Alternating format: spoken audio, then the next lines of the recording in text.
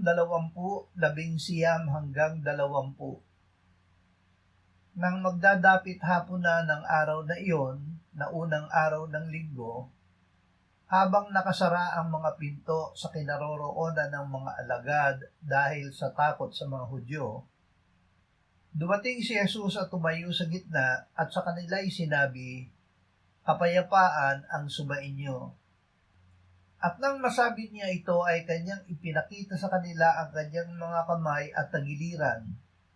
Kaya't ang mga alagad ay nagalak nang makita nila ang Panginoon. Ang kapayapaan ni Kristo.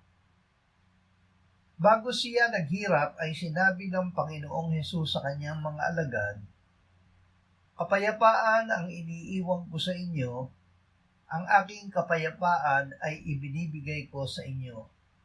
Hindi gaya ng ibinibigay ng sanlibutan ang ibinibigay ko sa inyo. Huwag mabagabag ang inyong puso o matakot man." Ang kapayapaang iniwan ng Panginoong Hesus ay kapayapaan niya na namatay para sa ating mga kasalanan at muling binuhay upang tayo'y mapawalang sala.